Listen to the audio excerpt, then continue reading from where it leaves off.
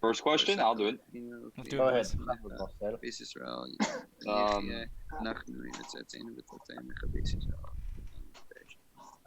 All right. Let your house be a meeting place for sages. What does that mean? Okay, so this is what I wrote. If you have good people surrounding you in your house, in your home, you eventually their good midot will eventually rub off on you, and then that'll be like the catalyst. That'll be the set tone in your house. You have to your house has to be fit enough for sages to come in. Yeah, meaning let your house be built on Torah. Beautiful. Good. I understand the second one also as well. I don't know. Saying make it, yehi betcha bedvad l'chachamim. Make it like available for, how do you say, re'ui. Always always open. Keep your house open to tzaddikim to come in, because Right. also it's for you. Because the more tzaddikim come into your house, odds are they're going to be learning. You know how much you can learn if you have a tzaddik around you. Right.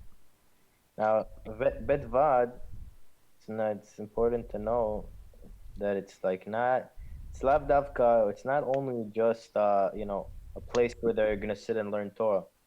Even a place for them just to meet on stuff that, of like, parnasav, of money, of, just for rabbis to sit down even, that's already zchut. Because you can learn from Chachamim just from them speaking in a conversation. There's already stuff to learn from them. Tzaddikim and Talmidei Chachamim, you learn just from their speech, even if it's not Torah. Right. Nice. Yeah, exactly, 100%. What I also thought this could also be, having big tzaddikim in your house, meaning like make it and also meeting place for Hakadosh Baruch Hu, like have it also be for the sages, but the main point is also to have Hashem also there. So you want it to be as fit as possible for Hashem also to be there, too. I think. Right. For Shema, right? Guys, just sorry, quick question about the notes. Are we gonna digitalize this completely, or are we gonna keep some of it on paper? I have the whole thing in a book. I'm gonna send them to the WhatsApp chat. Because that's I wanted people to print it out, but it's fine. Whatever's more convenient, whatever makes it good for you. It's good for everybody. I'm just gonna absorb it, honestly. Yeah, I'm gonna scan the notes, make it to PDF, and I'll put it in the chat once we're done. What's up, Emily? No girls allowed. No girls allowed. Why are you sleeping? Ew, a girl. Ew. Hi, Emily. Go away. Hi, Emily. Okay, only Sheila. Shomer Nagila. No Don't Shomer touch Nagila. me. No Shomer Nagila. What that? It's a deraisa. It's a deraisa. Yeah, I'm learning Torah. Why is your dishwasher talking to the chat? Joey, this dishwasher is your sister. You In 30 minutes. Okay. Hagabaleven. About nothing. I love you, my dear dishwasher. Azov. Emily, I didn't get to say hi to Emily. Okay. Emily, make Max a sandwich. We're learning. Sorry. Okay. Second question: sit in the dust of your feet. What did you say? What explanation could come from sitting in the dust of your feet? What can you interpret from that? Can I go? Can I speak? Yeah, please. I feel like it means you want to humble yourself. You want to put yourself at the same level of the guy that you're getting your wisdom from. You don't want to make yourself seem better than him or superior. You want to humble yourself, be at the same level, and you want to learn and absorb whatever he's teaching you.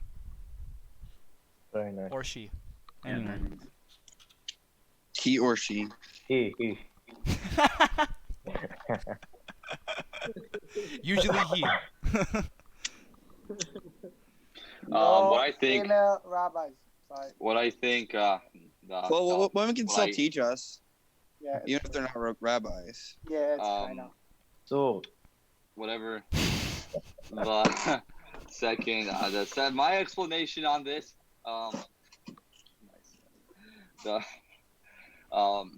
And sit in dust or feet, meaning follow the trail of the sages. Even the mundane aspects of Zed sage, their traits, even the mundane traits can still be like light years ahead of what you value as a good trait of yourself. Psh, psh, psh, psh, psh. Right. What does mundane mean? Like normal. Like I don't know the exact translation and like the exact dictionary, but like a mundane, like something that's like the best way I could describe it is like when you go to give someone a handshake and they give you the fish. Like boring. The fish is mundane, or you're the mundane person giving them the nice handshake? No, the fish is the mundane handshake. So like, with lack of better Chavez. words, like half-ass. Chavez. Chavez.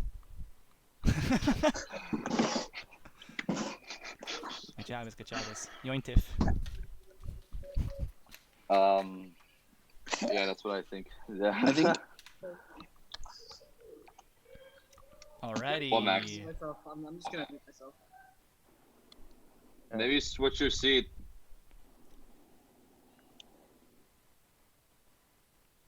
Alright, next question, boys. Drink in Wait, their Max, words thirstily. Wait, Max, did you have something to say, Max? no, I didn't. Okay. Well, Joey's turn. What's up? Huh? You're reading a question, drinking their words thirstily. Yes. I think I Anyone have touched upon that oh. a little bit. Where Yeah, it's go like for it. you want to just soak in any kind of knowledge that they're giving you. Because someone's got something to teach, no matter who they are. I feel like. Nice, That's true. nice, yes. What I want to add to that, it's basically the same thing, but you should be absorbing the words of the sages. You can't live without Torah the same way you can't live without water. Oh. Very nice. Like, it's like life or death. Physically, it's like the It's difference like- between physically living and spiritually. I feel like, because obviously you can physically live without Torah, but like your spirit's not really alive if you Is don't it have really Torah. living though? You're like a zombie. More or less, yeah. I just want saying very nice. I want to add to that. Like, I remember learning Gemara Avodah Zarah that the Gemara compares. It says like I guess like you see in the Torah that we're compared to fish. Am Yisrael is compared to fish. That we say so. They ask why. So they say like just as fish, when they leave the water, they die right away. Right? They're gonna die. So to Am Yisrael, when we leave the water, which is like the Torah, there's no, we can't really exist. We're not like, right? So like, true Right. life in the Evolving. Torah is like the Torah. Even if you're alive, but without Torah, it's not like, it's like, there's no purpose over there. So it's not like real life, I guess. Very nice. You can also say, we should drink with thirst. And then the Mishnah ends, et divrehem. So I was thinking, them as opposed to other people. Like, for example, other stuff. Today, we get, we just get hooked on all sorts of social media, this and that, and everybody's addicted, and the phones and stuff like that. And people drink thirstily. I remember myself, let's say, just waiting to see an Instagram, or waiting to see this. You're thirsty for it. So the Mishnah says, "Veve shotev atzama et divrehem." Specifically, what the rabbis say, not as Nice. opposed to other stuff. I think also Like that. it's actually making a distinction. I think I could, again, trying to look at this in a logical way. I think I could draw a distinction as to why they say get dusty with their feet and drink their words thirstily. Like it's kind of like repetition almost, right? Right. I think get dusty with their feet refers to like if you think of it like this, when a tzaddik is there, you wanna like ask questions. You wanna ask questions, constantly when they're speaking, or if you want to gain as much as you can, you have to ask questions. But at the same time, drink their words thirstily, I think means drink isn't like listen to their words carefully, Right. right? Because like I can't really, I don't know, I can't really explain why I see that distinction, but that's kind of just what it sounds like. Right. I also think Batsama Repeating it, just kind of. is like drink with thirst. What does that mean? Just say veve shote, just drink, absorb their words. But it says drink with thirst. So I was thinking, compare comparable to a person that's very thirsty. The way he drinks, he just chugs water without thinking. Just, the only thing that he cares about at the moment is just, putting as much water that he possibly can. So I was thinking, that's the way you have to learn Torah from a rabbi. Also, there's a Gemara like that. I don't remember which Masechet it was in, but it explains you must sit like at the edge of your seat and, cancel yourself completely to Torah. Otherwise, it's not gonna stick. You're gonna forget. The only way for it to have an impact, you have to, be 100% all ears to the rabbi and absorb with thirst what he's saying. Just like you drink water, completely canceled. You don't care about anything. Nice. Yeah. I like that. Wow. Yeah. It's a So good like what you're trying to explanation. say is like drink the words of Torah as if it's like I mean, life or death. That's it. Completely cancel yourself, dude. When you're learning, of course, yeah. Right. At the moment of learning, you gotta go, all in. Right. You want to be present. You want to be in the moment, and you want to be motivated, and you want to be passionate about what you're learning. Drink thirstily. Exactly. Very nice. Yeah. All right, No, boys. yeah, Is it good. time for Mishnah? The next one. Hey. Yeah. There it is. Leo.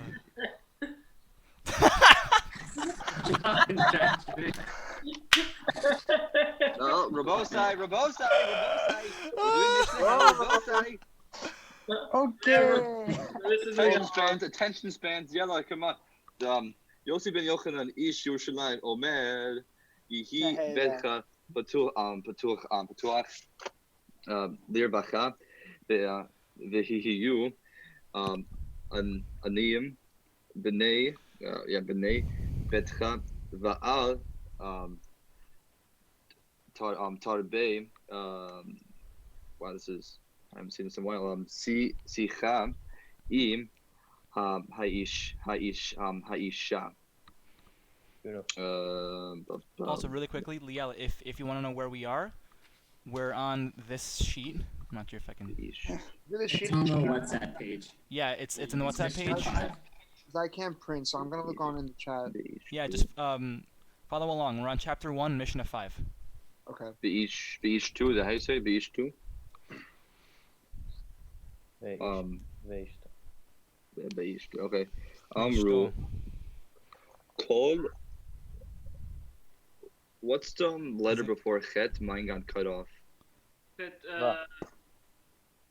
Love. It says. Oh, Call it's a what?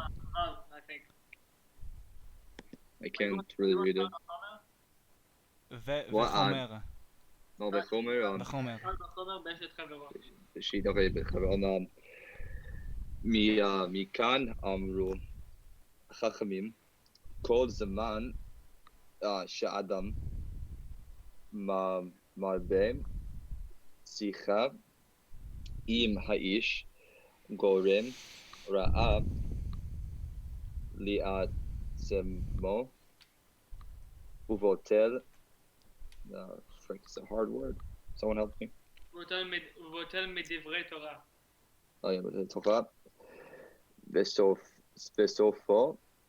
Yoresh. Gehenim. Oh, I don't want that. Ooh. I totally forgot. This is the most pitiful Mishnah of my life. Elaborate. Oh, I will not. English.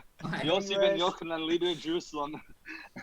Let your house be open wide. Well, open wide. Treat the poor as members of your household, and do not converse excessively with women. They said this about one's own wife. They said this about one's own wife surely applies to another's wife. Consequently, the sages say anyone who converses excessively with a woman causes him evil to himself, neglects Torah study, and eventually inherit Gehenom. Gehenom is hell. Gehenom, big dog. Gehenom, dog. Oh, yeah. Masterpiece. Questions, comments, concerns? Fine, don't think with women. All right, let's answer the questions. Why does the Mishnah say to treat poor people as members of your household and not simply to treat them poorly? Properly. Properly.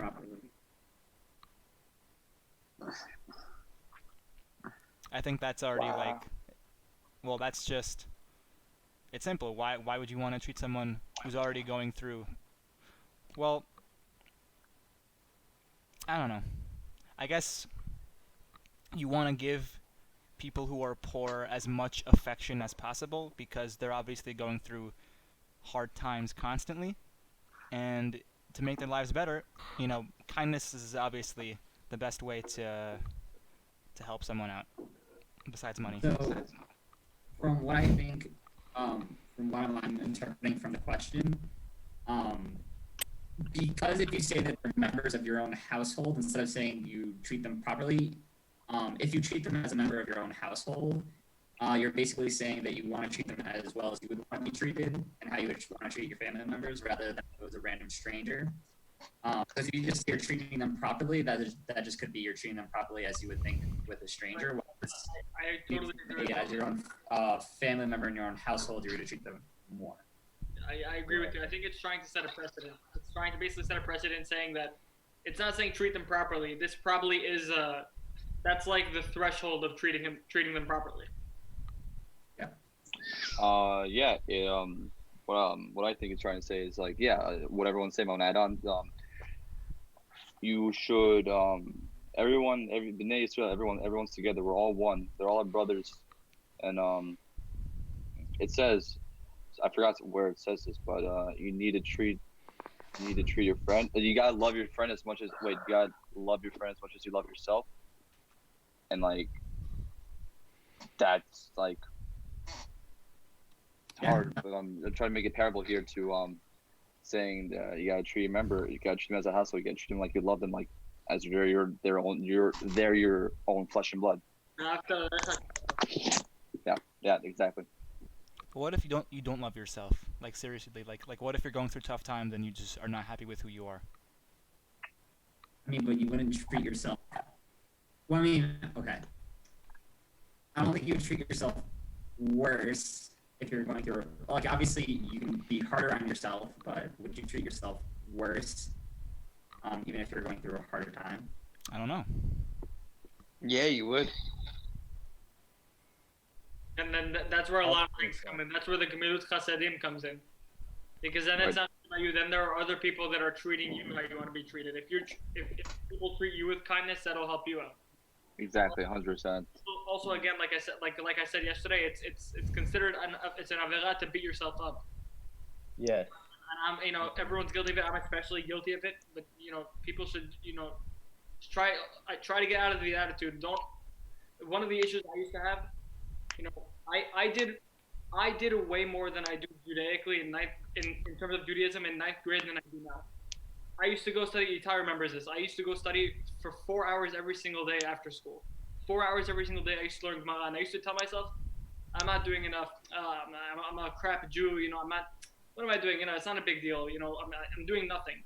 I used to always just beat myself up and say I'm doing nothing, and only now I'm realizing, whoa, what I did was so much. What was I saying before? I was doing a million times more than I'm doing now. So never beat yourself up for what you're doing, because odds are what you're doing is probably good, and you'll probably be able to improve from there. Oh. You can always improve from wherever you're at. There's always room for improvement. I got a lot of room. We all got lots of room, Max.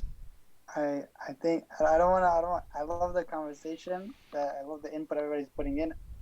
I just want to add a little thing in. I think there's a very big psychological thing that Torah is putting out of here, and I think you guys touched on it. I think that it's saying like, love your fellow how you love your friend. So meaning, I think something psychological we can take out of this is that in order to love your friend, you need to love yourself first. If you can't learn to love yourself, then how do you expect to love the people around you?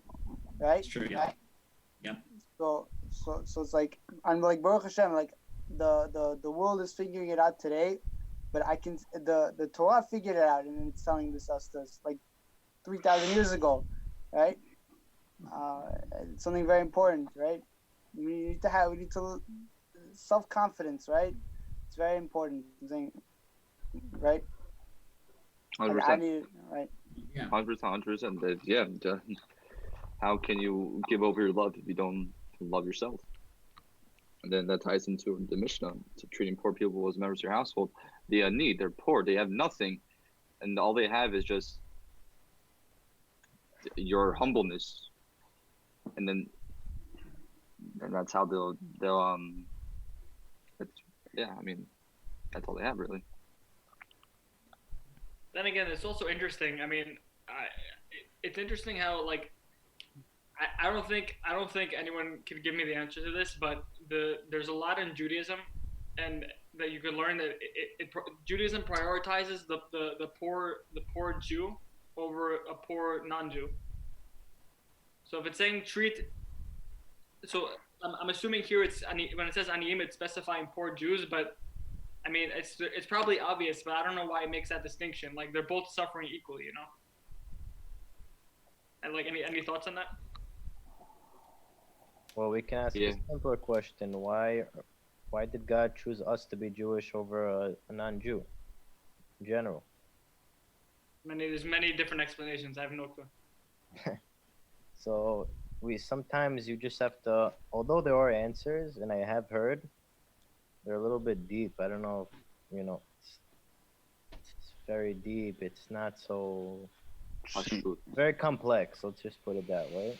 And some things that, that honestly, it's not. The question I just asked is complex, but I think the question you asked, you can get a logical answer. It's just that, this Mishnah is obviously talking to Jews. Yeah, Torah teaches you your neighbors are before, your brothers are before strangers. That's it. That's also a rule in Ilchot Tzedakah. Aniyei irecha kodmim. There's also Ilchot Tzedakah, by the way. Who to give? First of all, what amount? Who to give to? You can't do whatever you want. Also, there's a problem with. There's a lot of things, giving to goyim, and stuff. Itai learned Avodah Zarah. Probably learned. Can't also accept things from goyim sometimes. And it's just the halakha.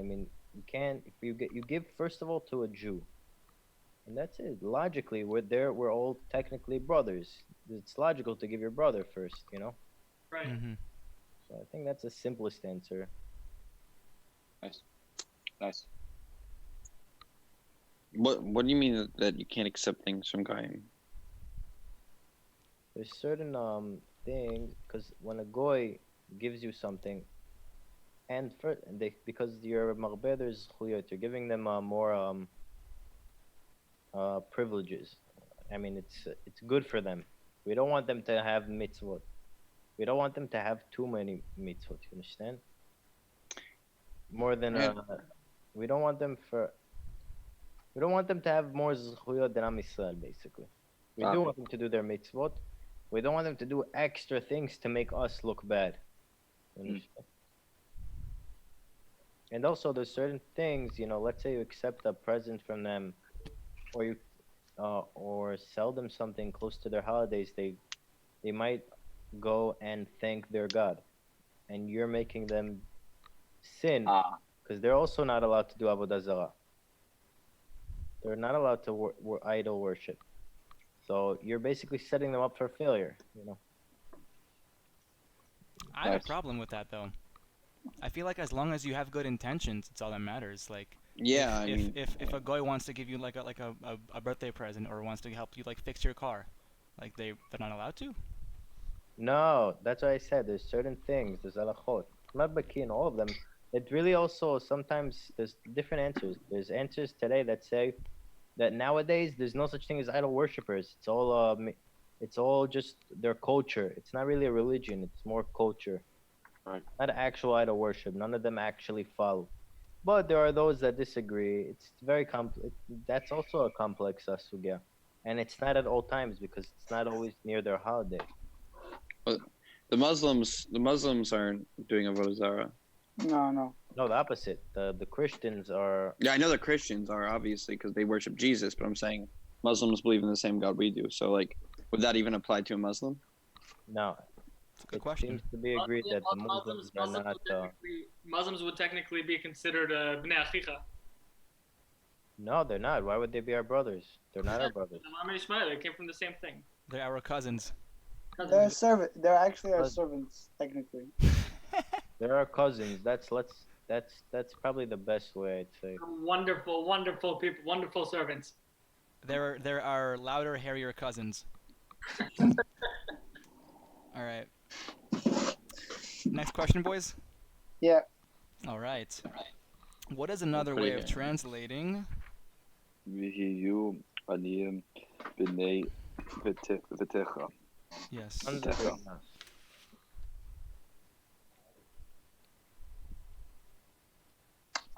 I wanted to say about I wanted to say something on Let's go.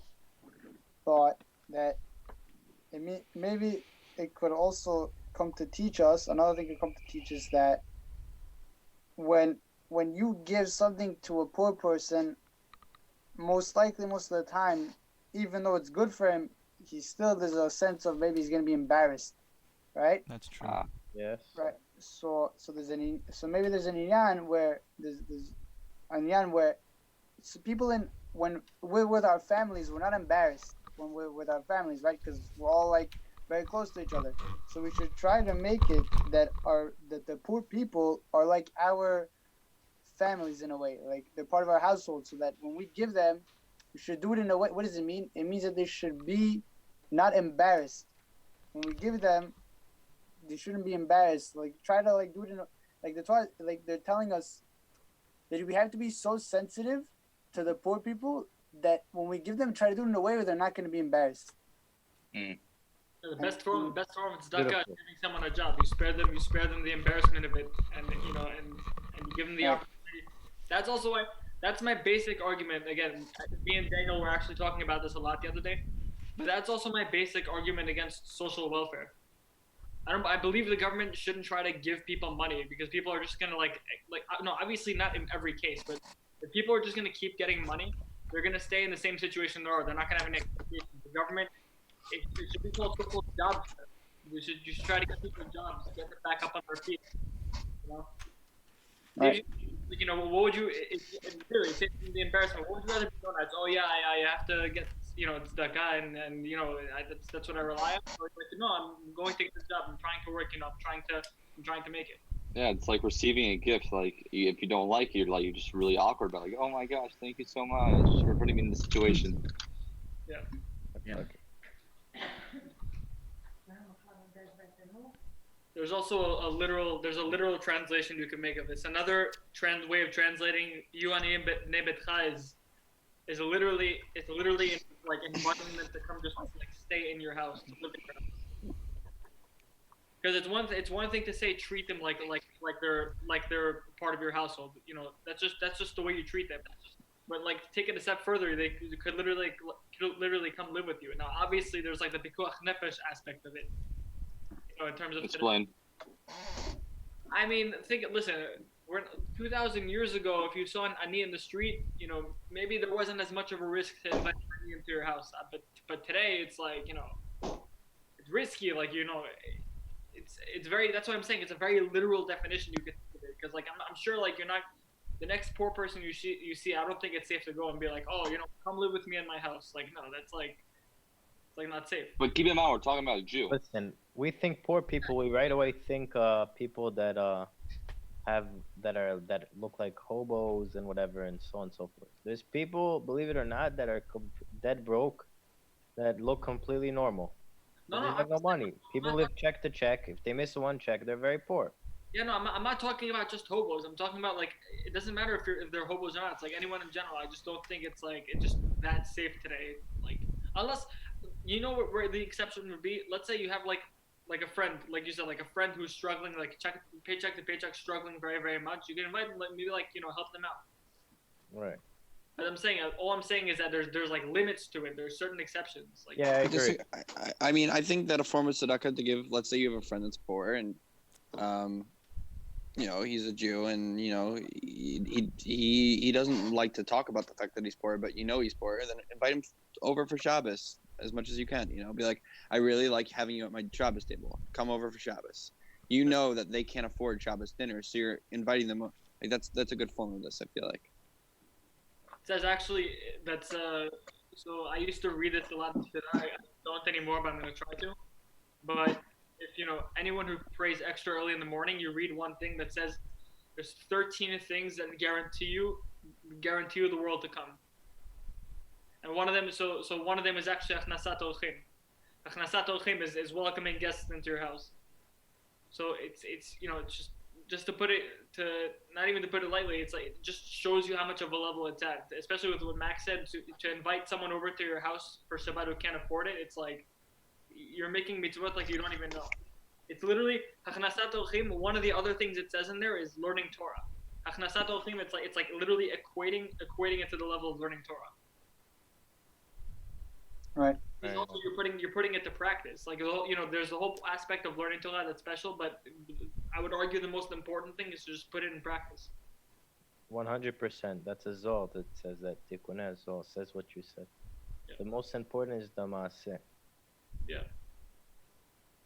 All right. Uh, Was that still question 1 or was that question 2? that was question 2. Who's Joey 2? That is my computer recording. Oh, okay. I was like, is there a second Joey? Never mind. That's off topic. It's my twin brother with the same name as me. Why doesn't it talk about the woman? Why are all the questions not about the Marbesi Chaim Aisha? PC. Yeah, that's what I was wondering. Wait, we can make our own questions right now. Opa. Women are toxic. Believe me. I think I could talk about this situation. Okay. Anything derogatory, all your mitzvahs. That's my sister. Yo, Saluk, אתה יהודי קדוש. No, it's basically كبر عليها. Again, this is why I like Pirkei Avot. Most of the things you can approach logically. Just you know, don't get distracted too much by girls. Like you know, we're guys. If you get distracted, it's a very distracting thing. Don't get like consumed with it. Hey, if honestly, it takes time away from everything else. It takes time away from things, from learning Torah, from you know. if it wasn't for a girl, I probably wouldn't be where I'm at right now. And that's me being dead honest. Yeah, You no, know? you're probably right. Yeah, you're right. No, seriously, I'd probably be I wearing think- keeping I kosher, think what it's- doing so much, keeping Shabbos Right. on a weekly basis. But one girl just literally, you know, caught my eye, and then one thing led to another, and then she doesn't like the fact that I'm wearing kippah, so I'm like, okay, I like you a lot, so I'll stop wearing kippah, and then, you know, one thing led to the next, and then I'm not observant to you anymore. Like, and then, you know, when she's gone, it doesn't just snap back like that. So you have to understand that, you know, girls are just temporary, especially like unless it's your wife, obviously. Unless you're talking to a girl to marry her, it's a completely different scenario. But I'm saying, girls could be very toxic to your growth as a human being. Judaism. You just said that you wouldn't be doing anything without this girl. Yeah, but it's not complete. Like then again, there's also the aspect. It's not you can't have an extreme of both. There, you know, at the same time, you also need a little bit of it in your life. I can tell you right now, like Emily pushes me to do a lot of things that I probably wouldn't do without her. Unfortunately, Emily pushes me also to even when I started to not be, you know, to become less religious. She was the one who was pushing me to start to do extra mitzvot. So then again, there's also that aspect of it. Yo, marry her. תתחתן. We'll see. You're 20. You know, I don't know. So, You're right, but do it when you're married. ليلى سمحك دولة ليلى ليلى. No. What are you waiting for? I understand. It's talui the situation you're in. No, تبيت ياي ترى بنعصي حبها. Itai is gonna be Mesader Kiddushin. What do you mean? Zot Hashem. No, listen, I hear what you're saying, but but it's better to do it when you're married. Maybe I'll arrange something.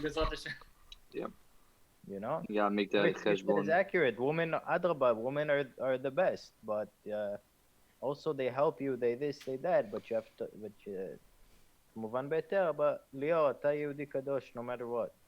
Right. You know? No matter what. יופי, כולם טועים. Vav. Wait, I'm sorry. Sean, I think can we maybe like analyze the? It says whoever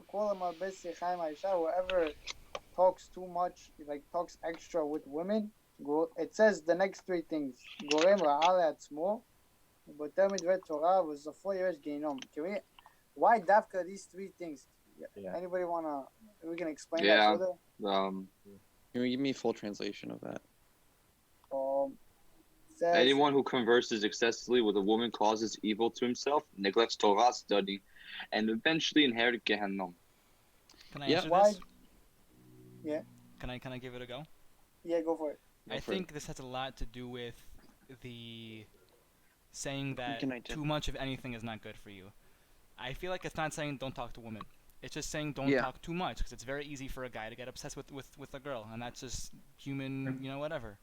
Right. Guys, Part of our brain. it's very easy for us to fall in love. So it's just saying be careful. And obviously you have to have Torah in your life, because if you don't have Torah in your life, you're living a meaningless life. And that's not to bash anyone. It's just saying that like Torah gives you wisdom, and it gives you motivation. It gives you reasons to do kindness. It gives you life. So it's saying you need to know your, I Balance. guess, exactly, balance. It's all about balance, which I think has to do with also the first few Mishnot about balance and all that Like all that if you're in stuff. love, having a balance between them. Yes. I think this applies to today because I mean, listen, I don't know too much about this because like I don't really experience it in life, but like just today there's a whole culture of like in college like partying and everything and like getting with girls and stuff. It's like I think when it says Al tarbeh sicha im ha'isha, I think you could point it in the direction of don't go to the extreme, don't like be that way. Because like everyone who's doing that, literally, you're just missing out on life. They pretty much neglect most of the important things, right? Right. So it's like, again, like think logically for a second. Max, can I hop in real quick? Go for it. Go ahead. I feel like it's a little weird to not be able to talk to any girls. Of course, when you're older and you get married, you don't want to be talking to other girls because you have a wife. That I get. But when you're younger and you're still single, I feel like if you're going to be scared that you're going to be trapped by a girl if you're her friend, then yeah, you should not be friends with a girl. But if you're someone who feels like I am able to be friends with a girl, and if I get obsessed or if I have problems with this girl and it causes problems in my life, then that's on me. I feel like you can't blame everything on the Yetzer Hara because it's also a lot about you and your decisions, So it's like if like you can't blame the Yetzer for like a girl. I feel like it's mostly you have to be responsible too. You can't just keep blaming it. It's a lot of things are on you. When I first became observant, is that it was all or nothing, and it made me become more OCD about everything. And then I wasn't practicing Judaism properly. That's why when I get back onto the path, which God willing will be within a year, I'm gonna take things very, very, very step by step, and it's not all or nothing because I definitely if I'm not. Look at me. I'm in a group chat right now learning Torah not because I feel like I'm obligated to. You guys, I want to. I know that just this being absorbed into my brain is good for my soul, and I still believe in everything that I learned. But at the end of the day, I'm still talking to some girls. I don't know. It definitely isn't all or nothing. It's just someone's Yetzer Hara. I mean, this also goes with like everyone's at their own level. Some people are born into a family where their parents are more religious, and some people are born where I'm not forcing this down on anybody. I'm just saying that's when we want to of course nobody here is going to judge anybody. Everybody here, like we said, is kadosh v'tov. is 100 is pure. Biduk. We don't judge anybody, no matter what. I don't judge anybody. Nobody judges anybody, you know. No matter what, the person doesn't keep Shabbat, doesn't eat kosher, doesn't you know, 100% is clean with us. We are learning Torah. There's that Torah, and sometimes, like everybody said here, a lot of kids said, you know, it's arguable, you know, it's not all or nothing. You know, you can, it's a little bit flexible. You know, also with every midah, that's why it's called midah. A midah tova. What is midah? It's measurement.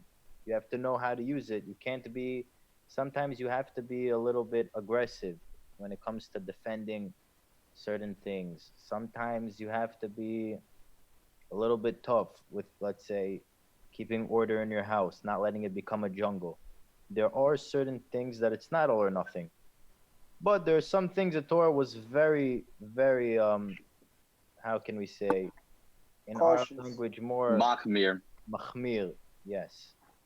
And one of it was anything that had to do with sins in regards to Pagama Brit, which is, you know, anything that sins with women, mainly.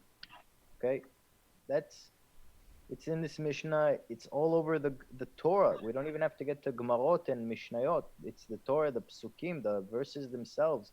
We see these, we're dealing with the most, you know, if not the worst sins of the Torah is in regards to these sins that with women and this and that.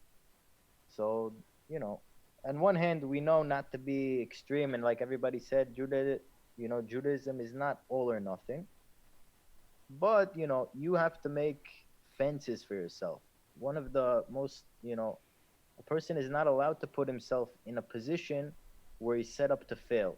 By you becoming, you know, best friends with a female, there's very high chances that you'll come to sin. And even if you feel like you're not, you're setting up yourself to fail in some way, whether it's not, you know, by physically, by hand sinning, or it's not doing it with the woman, or it's not at night. It just, things can happen while you sleep.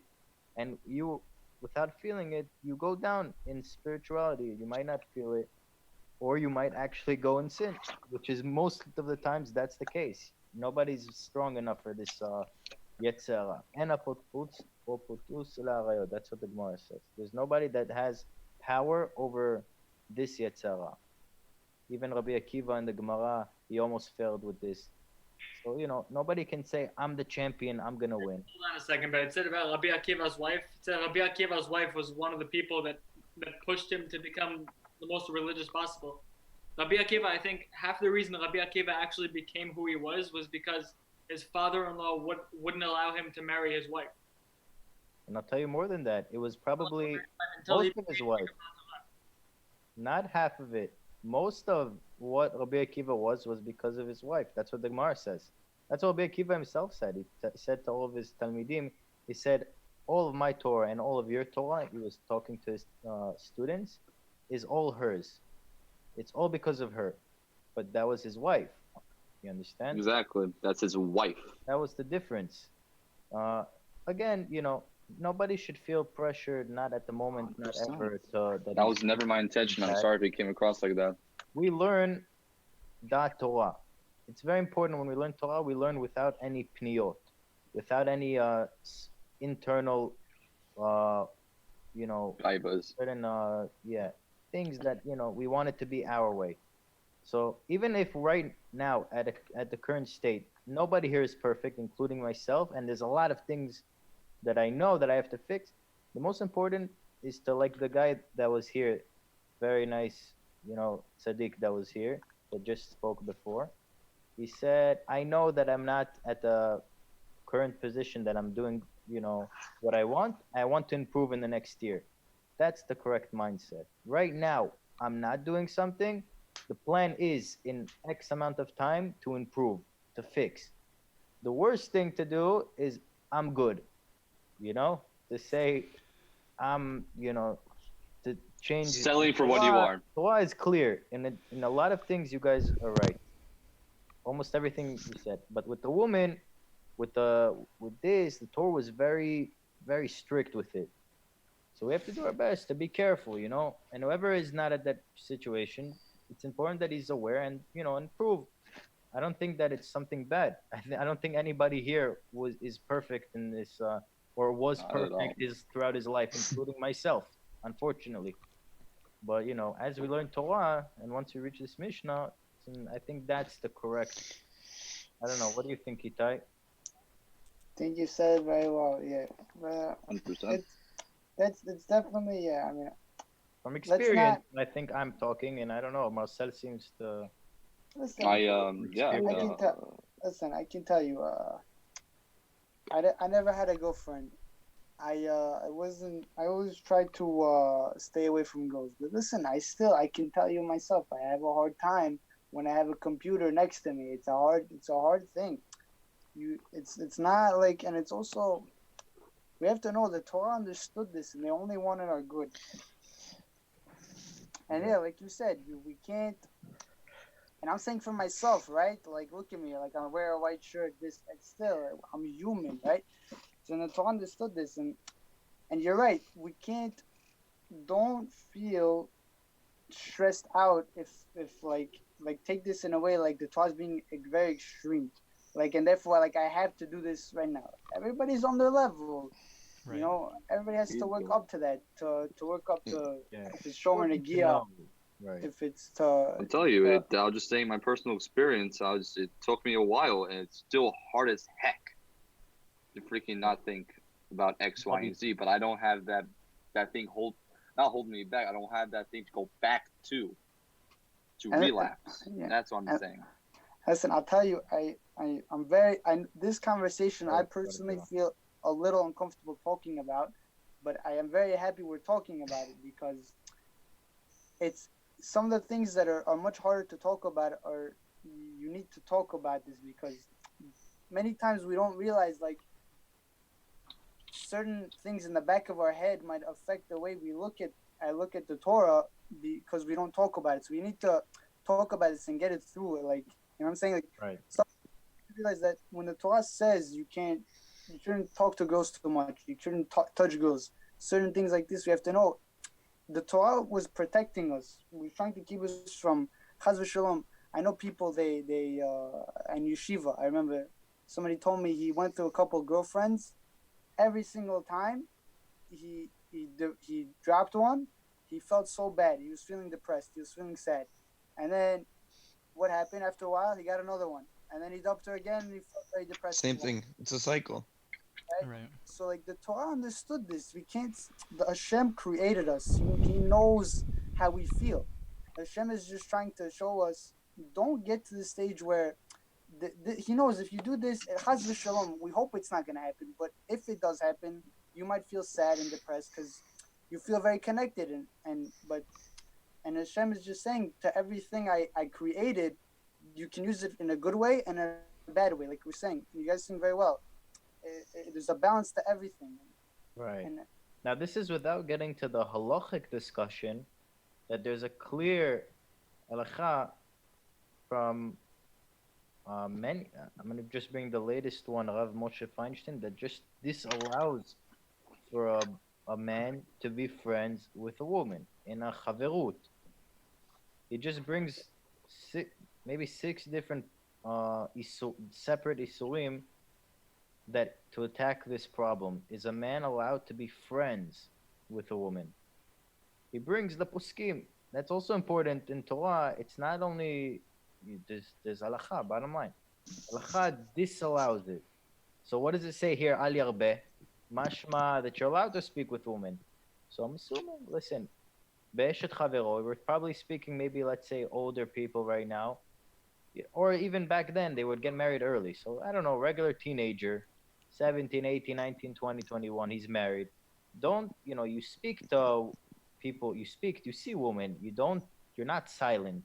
You're allowed to speak with women. You're not supposed to yearn for friendships with too many women.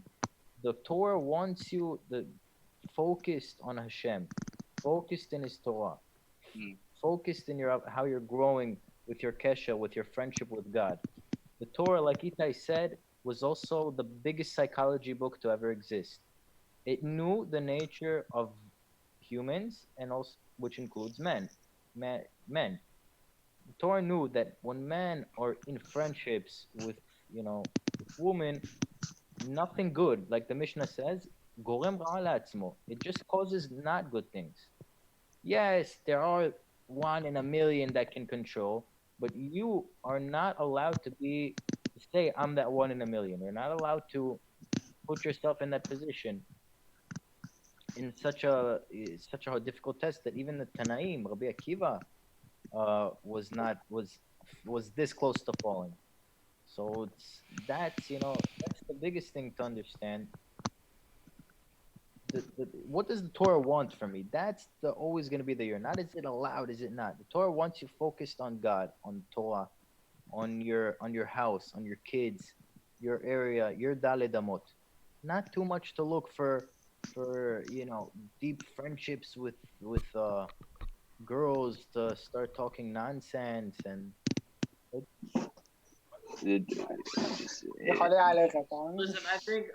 think simply, the Mishnah is talking about al tarbeh. It's not saying it's asur. It's just al tarbeh, no extremities. Again, to the point. That's the whole point. And I think especially with the Mishnah for the yeshiva guys, this is what the Mishnah is saying. Don't go to the shuk on Saturday night. I learned the hard way. I told you. I told you. To Marcel and Itai, and I learned the hard way. If you want to be a Baal Torah, do not go to the shuk on Saturday night. Pashut. don't go to the shuk in general. No, but the shuk. I love the shuk for Shabbos shopping. I don't know what you're talking about. It's good. I Erev think Shabbos, getting all your getting. Okay, Shabbos. God I is think- talking too long. I think we can conclude with this statement, right? Let me just water it I down a want to little hear bit. everybody else's opinion. Let's Right, just 100%. let's just backtrack a little bit for 1 second. Yeah. I think in conclusion, everybody is at their own specific, customized. Everyone has their own world. Everyone has their own experiences. Everyone has their own life. Yeah. Right? They say that everyone is their own world. So not everyone has the same kinds of circumstances that other people have. I like what John was saying about fences. You want to put fences around certain things, but you have to know yourself to be able to do that. You can't tell everyone to put fences around everything based off of one person because everyone's different. Some people handle other things differently. So I just feel like you know yourself enough to make those fences. If you really want to become closer to Hashem, you know which fences to put and you know which fences to not put. Because some fences might sacrifice your happiness and make you resent Judaism, but some fences might help you in the end. I think this Couldn't all have has to said do better. with everyone's specific Totally circumstance. agree. Yep, and honestly, we should all have our own different fences. Marcel's fence is a completely different fence than my fence. I should have a fence, of course, but eventually I'll build my fence. So I'll make it a different fence. I'll modify my fence, but everyone's fence should be a different fence because we're all at different levels. Right. Right. Guido couldn't say Yeah, better. listen, this is a topic that you can talk about. Yeah, listen, it all depends. I mean, if somebody learns with a clean mind, and that's the proper way to learn Torah in general, without any personal desires, not to shape it to my personal desires. You can argue what you guys are saying, because it is logical at the end of the day. It's not ridiculous. It does sound extreme. You can't talk with a girl, you can't this, you can't that. In a way, I can understand, like most people of today's generation, and we're all living in it, and we're all exposed to it. It's almost ridiculous to say you can't be friends with a girl. But when you're learning Torah, you want that Torah, which means you want the Torah's opinion. You learn clean. Bottom line, what does God want? It's clear not only from this Mishnah, because like Lior said, he was making diukim, and they're beautiful diukim, and from this Mishnah, it's not the best place to talk about this argument. You have to look at the whole picture. but from the whole Torah, from the Torah, the scriptures, from the Mishnayot, which we're learning now, from all the Gemarot, which are abundant. There's many Gemarot that speak about this topic. And when we bring it down to Halakha, down to the last rabbi I can think of is Rav Moshe Feinstein, you will see that it is definitely not something that's definitely suggested to be friends with a girl. Rav Moshe Feinstein actually asers it meikar adin, which means halachically it's not permitted. You can go say, me, I can overcome this thing. I am powerful. I will be able to not sin. Yes, but once the halacha says something, in general in Judaism, 100% of the time, that's where the story ends. Of course, if there's different opinions amongst the poskim, you can go on and argue, I hold like him, I hold like him. But if it's 100%, everybody agrees, that's the end of discussion. You would choose. You want to keep it, you want to not. You don't want to keep it, fine. He's also a Jew, we love him too. But he has to understand, he has to understand that he's not keeping the halakha. You always have that option, and nobody will judge you. God will judge at the end of the day. I will not judge. But when we learn Torah, we want strict Torah.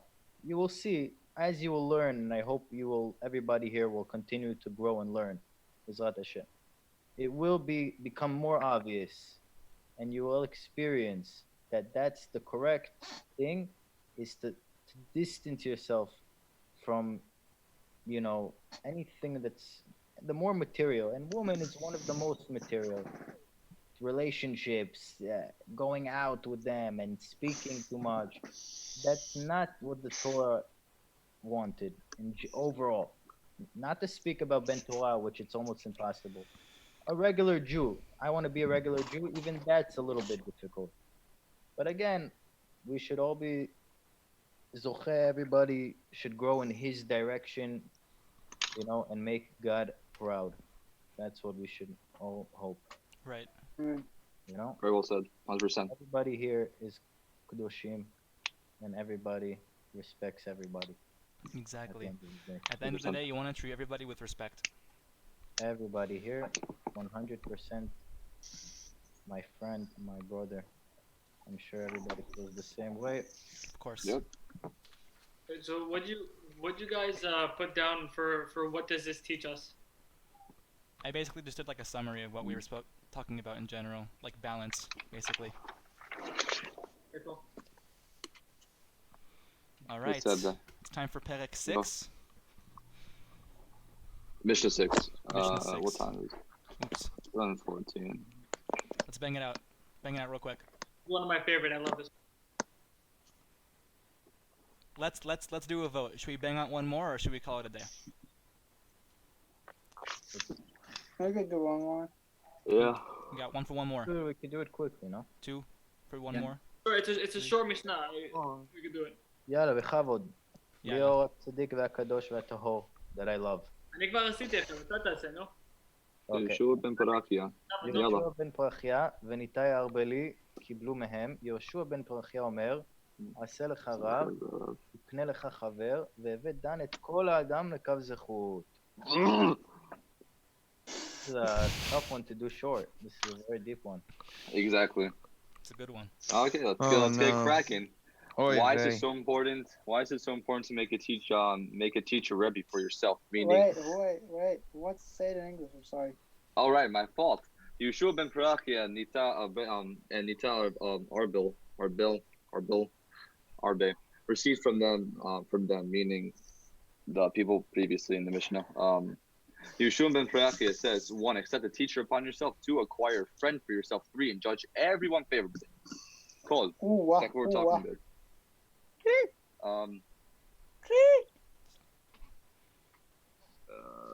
Yalla. So. Fact for those of you on TJJ, Nitai of Arbel.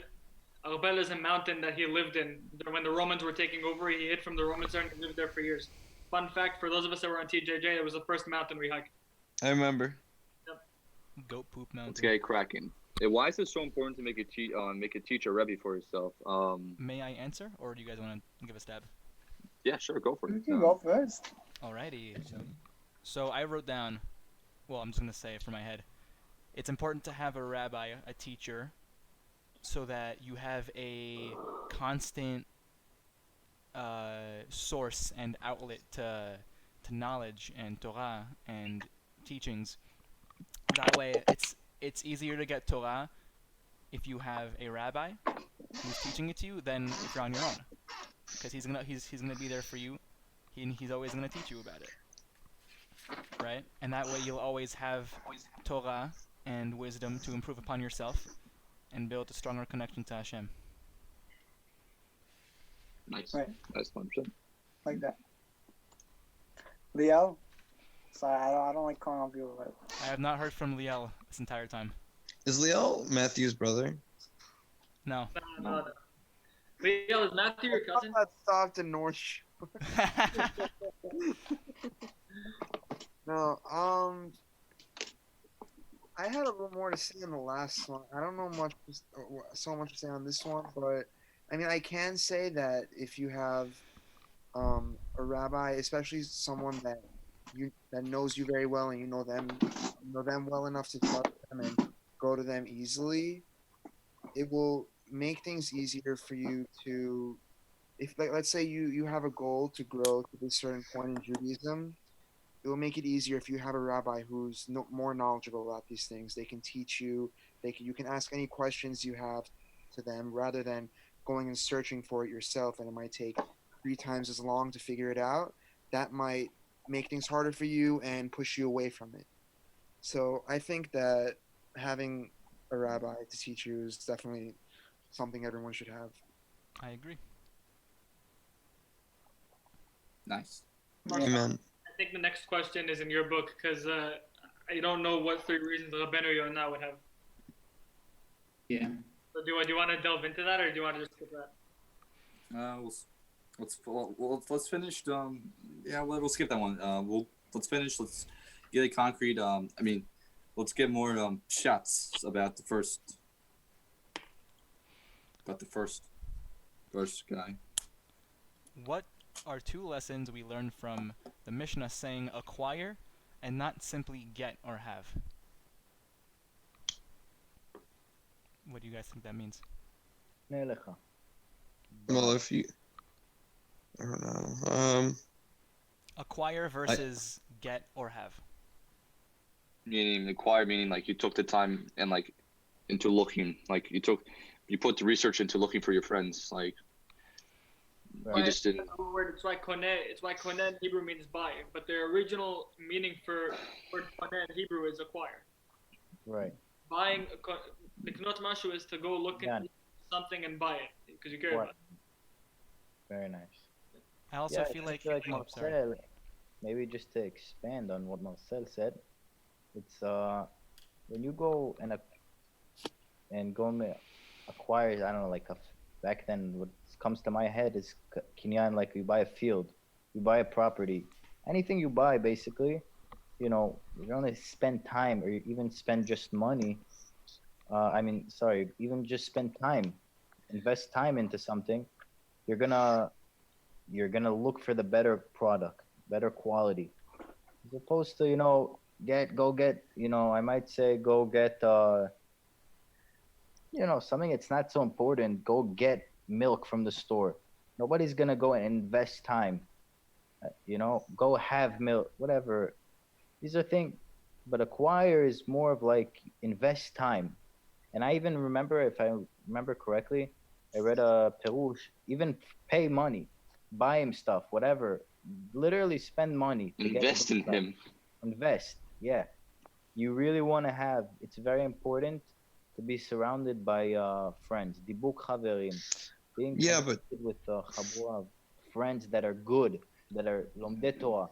Because bottom line, you can be the biggest tzaddik, but your friends, if they're not as, you know, at the same level, they're not doing correct actions, they will pull you after them. It's just a fact. People will tell you from experience. Yeah, but what if you have a friend that just, you know, acts a certain way around you just because they know that you're gonna buy them things? Okay, I think the Torah obviously does not. You also, here you can incorporate simple logic. Torah is not a, it's, it's not a book. It's not a book of Absolutely. jokes. It tells you, of course, you don't let that happen. You have to be smart. Torah doesn't speak You to have to people. use your head. I get it. It's not literal. People that are It's smart. literal, but it's not literal. Right. I heard one perush that someone told me where Nelecha Chaver actually means to get yourself. The perush of Chaver could also mean to get yourself a book, because technically, like when you're learning from the art school counts from Chavruta, right? Not to say your only friends should be books, but that's just one perush of it. Right. Yeah, come on, man. You were showing him don't talk to you at this point? I actually, I'm sorry. I don't wanna. I actually have that here in my Pirkei Avot in the bottom here in the footnotes. Yeah. Stack. Tag. I do. I'm sorry. I don't wanna. I just wanna Speak. add something. It says over here, friend. What does it mean, a friend? With whom to jointly engage in Torah study. Either, because it says in Masechet Ta'anit, it's that o chavruta o mituta, right? So I'm saying, I guess chavruta, like the root word is chaver, right? So I'm saying, when something like what Shalom was saying, that what does it mean, a friend? Like I guess a true friend is someone who's like a chavruta, and a chavruta, when we learn, they argue sometimes, right? So when they argue, the Gemara and Tanit says they're like the two knives that they're sharpening each other, right? Right, they sharpen each other. So we learned that in Ta'anit. right, yeah. So a chaver, what's a real chaver you should have? You should have a friend that knows how to tell you when you're wrong, to tell you straight. Sometimes there's things we don't want to hear, but we have to hear it, because if we don't hear it, we're gonna continue doing the wrong thing, and it's gonna be bad for us, right? I heard it's our obligation. Right. So we need to get a friend, a true friend that will sharpen us, that will tell us obviously in a respectful way, not to put us down. You don't want a friend to put you down all the time. Damn, wow. That's why it's saying be very careful who you choose as your friend. Yep. Right. I think that connects to the last point in the Mishnah. את כל אדם לקו זכות. Now it's very difficult when people have friends. I remember I used to have this problem, maybe a lot more. Today, not as much. To judge them favorably. Everybody that we're around, people tend to judge. It's just the nature of humans. Every little thing, whether it's Jews or even in the non-Jewish world, go on YouTube, look in the comments. It's all, this guy's an idiot. This guy doesn't know what he's doing. This guy's stupid. This guy's that. Going He smells bad. Thing. This woman, she's half naked. This woman is this. This woman's that. Yep. Go on whatever you want. I'm sure you guys are aware. And that's just the nature of humans. That's how God created people. So, as a Jew, one of the hardest things, but this is very, very, very important, judge favorably. Never, and it's very difficult. And I'm saying even to people that are not Shomer Shabbat, not eating kosher, not whatever, the worst of the worst, you judge people favorably. You don't know, especially Jews, I'm talking mainly Jews. Look, you have to really put yourself to the side. You gotta give benefit of the doubt. Especially when you're keeping and you're this and you're that, you don't judge anybody. You always take into consideration a situation. Always, be understanding. The worst thing that we have between Am Yisrael, it's probably Sinat Chinam. He's wearing this kippah and he's wearing this shirt and he's wearing that and he's wearing this and he's whatever. The reason that Beth Mikdash is destroyed. Right. This is the worst of the worst of the worst. Worse than everything. I heard from the biggest rabbis, all of them, the real big ones they all have the same thing. They don't judge anybody. They don't, they don't look at any Jew that he's lower than the other one. He's wearing that shirt, so he's bigger. And he's in this group, so he's better. No such thing. You judge the person with the t-shirt can be 50 times bigger in Shamayim than a person with a black hat. you know. You so know, there's look favorably. sorry. Very big. There, Covenant. there's a story that Rav Shimshon Pincus says that back in the days in Israel, he was somewhere, I don't know where exactly, I forgot, but he was somewhere, and he saw a kid riding on a donkey, or not a kid, a guy, and he was shirtless, he had no shoes on, he only had shorts. So the guy next to Rav Shimshon Pincus said, well, look, it's a chamor riding on a chamor, like what the Arabs, a guy riding on a donkey, a donkey riding on a donkey. He's like, don't you dare say that about my son. You see, he viewed every Jew as one of his own, as one of his sons, as one of his Talmuds. Therefore, we can bring from that just never judge anyone at all, because It literally killed us. Right. It killed us. And that's kind of baseless. Still is. Is the reason we're here right now. Why we've been basically like thrown out of Israel for 2,000 years. Right. You judge everybody. You never look at anybody that he's under you. Doesn't matter, and it's difficult, especially if you learn more. It's difficult. Yeah. But you have to live it. And believe me, that's the best way.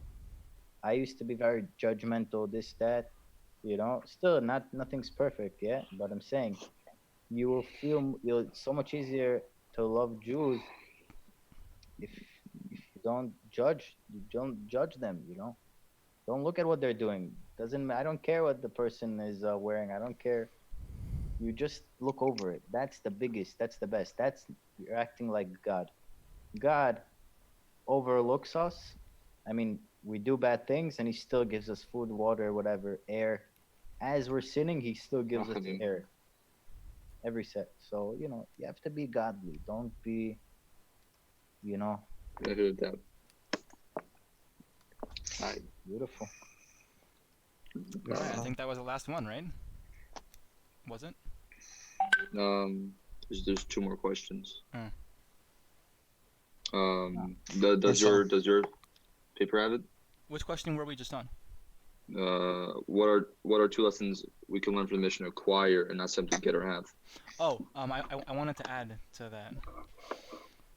I feel like the word acquire, it's implied that, like, when you say acquire, it means that you went and you did your research and you found things out, and you're basically very careful and I guess careful with how you with how you found something, while the words get or have, it's like it was just given to you.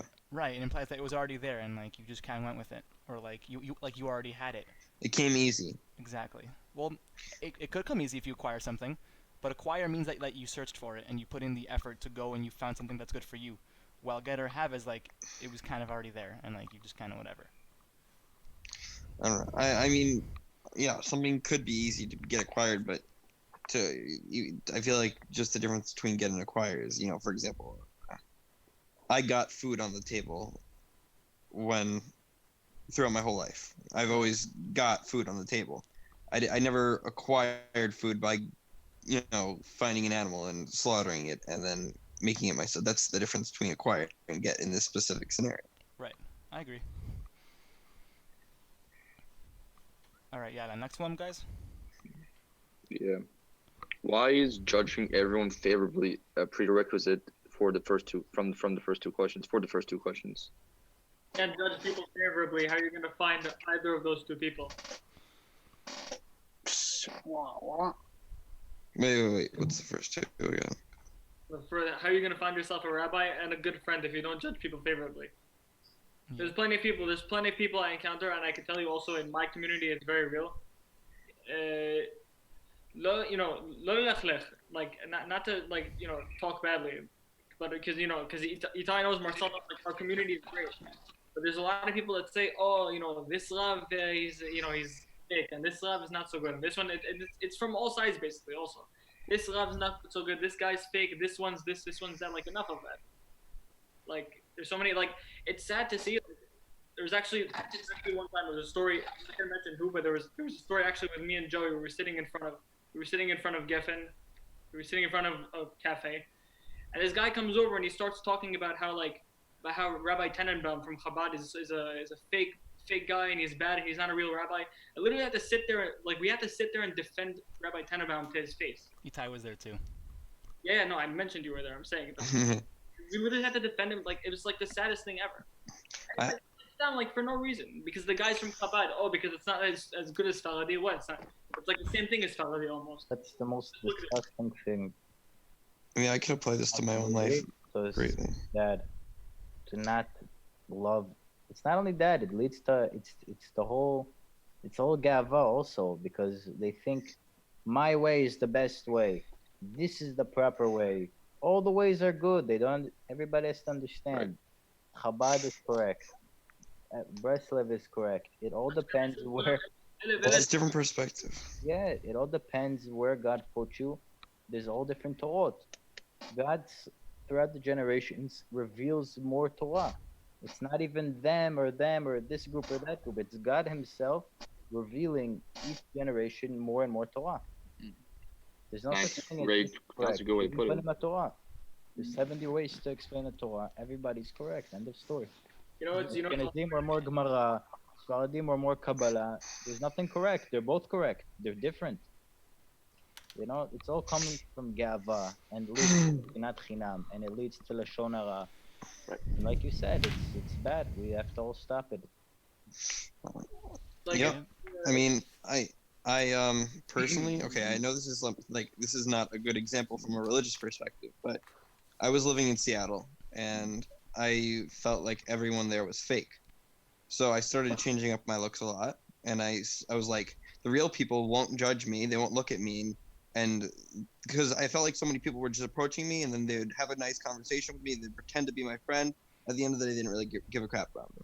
And I kind of like made my own ideology where I'm going to change up a lot of the things about the way I look. I'm going to make myself look more abstract so that the real people that really won't judge me based upon how I look will look past that and want to get to know me as a person.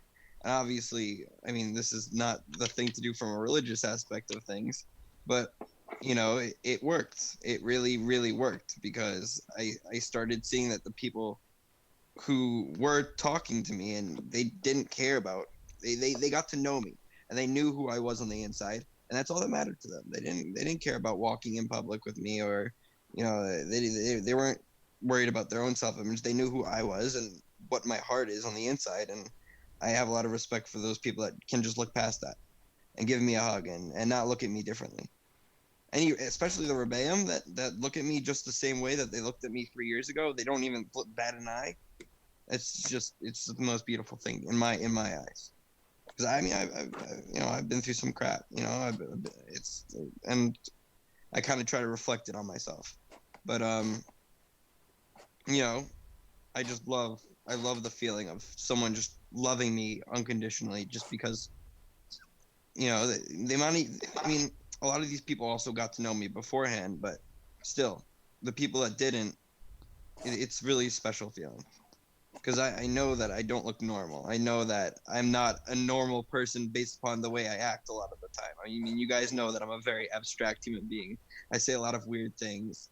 I dance a lot. I do a lot of silly things. Oh, yeah, you do.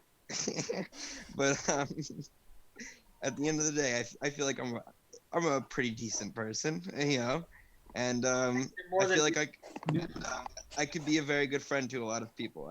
I could very much be there for someone if they need, and I feel like I only offer that to the people that will look past that part of me. Yo, Max, I gotta say that you're very hard on yourself, but as hard on yourself as you are, you're a very pure person. You're very pure. Beautiful words. Can I add something here? Go for it. So about where it says judging everyone favorably, I think that should include how you.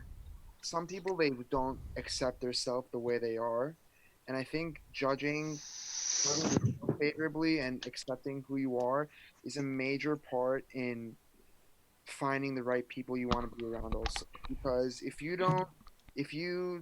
don't like who you are, or you think there's X, Y, and Z wrong with you and all these other things wrong with you, and you're just always feeling negative about who you are and how you go about your day, then that can also push away other people, or it might attract you to the wrong, it might push you towards the wrong people. So when it says judge everyone favorably, I think it also means judge yourself favorably. I think that's a major part of it. Nice, Can great I point. add on to what Liel was saying?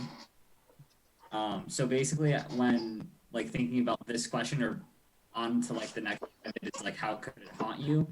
Honestly, if you can't judge yourself favorably, how can you? If you can't judge yourself favorably, how are people supposed to judge you favorably? Like if you, basically, if you can't judge yourself, like how can you judge other people favorably if you can't judge yourself favorably first? Right. Basically, Great point. Yeah. Very important, actually. I'm a lot harder on myself than I am on other people, personally. Yeah, it's normal. Listen, everybody goes through a phase that they're hard on themselves. You have to find a balance. That's the biggest, most important thing in Judaism. You have to find a balance, a good balance, not based only on your logic, based on the Torah, of course, and make it, you'll see that Torah is very flexible in some areas. Like when it comes to judging yourself favorably, you're allowed to in a lot of cases, and you're supposed to, especially after you fall, and after, let's say, you fell in a certain type of sin. You must at that moment get up and be happy and continue on. You're not allowed to sit after you fell in a certain area in the Torah and be hard on yourself too much. You have to be in balance, but you, just like you must judge other people favorably, you also must judge yourself favorably, you know? Think about what we're doing. Think about what we're doing. 2 days ago, many of us were learning Torah for almost 0 minutes. Now we're learning for 3 hours. Right. We're learning for 3 hours. Think about how tremendous. You know what you do every second you learn Torah, you're making millions upon millions of mitzvot, and millions, and for every second you make one angel that'll come to your and come to your defense and say what you're doing right now in this moment. You know? Okay. Like you all said, we have a big schools. Listen, we also have to understand this. Any Torah we learn in this generation, we don't understand how much bigger it is, and this Right. is it's than previous generations. This is a very difficult generation. Always know this, no matter what, it'll make you happy. That no, even if you learn a little bit, that's already worth a lot more than previous generations. This generation's filled with distractions, with everything we possibly want. We have on our fingertips, with in terms of sins and stuff. Yeah. very true.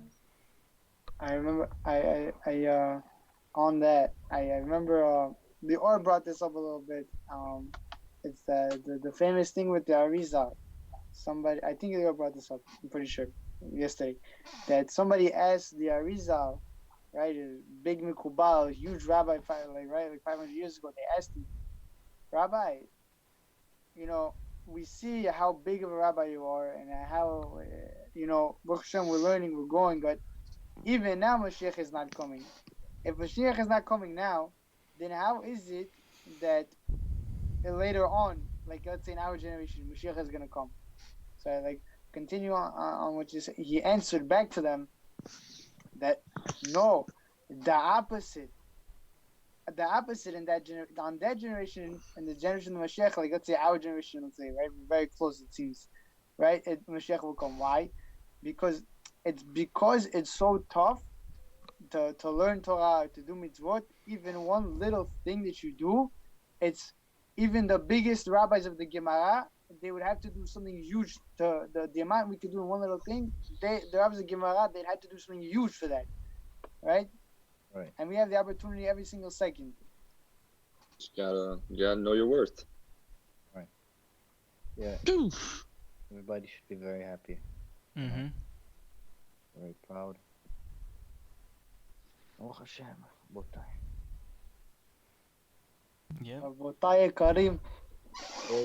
Big support for everybody. All right, guys. So is that it? Yeah, we should finish Zero. this today. All right. So what You now? want to post? We're learning tomorrow again. Yeah, of course. Same time, same place. Tomorrow. I just want to say a few things before we call it. Bechavod. This was for my grandfather, right? Yeah. This whole this was לעילוי נשמת Yoel Ben Yosef. That's him right there. Can you guys still hear me? Yep. Yeah. So I want to say a few words about him before we call it. So basically, this guy, the biggest tzaddik, the biggest role model. Last time we learned, me, Ty, and Marcel were learning Pirkei Avot, and this was when my Saba just got sick, and we didn't know if he was gonna pass away from it or if he was gonna recover from it. So we were just learning for his health. And Saba was in the room, and we were learning and we were reading, and I was reading one of the Mishnayot from Pirkei Avot, and as I'm reading it from the paper, I hear my Saba in the background saying it from his mind, like from his memory. And I was like, and I didn't know that he was religious or like he knew this stuff. So I'm like, Saba, you know this? He's like, yeah, I know all of it. And then he was saying it, like he was saying it from his head. And I was like, that's insane. So he knew Torah and he knew morals and he knew that stuff. He was the guy to turn to if you had a problem with anything. He was there for you, no matter who you were. He would help you out. He'd help complete strangers. He'd help his family with everything and anything.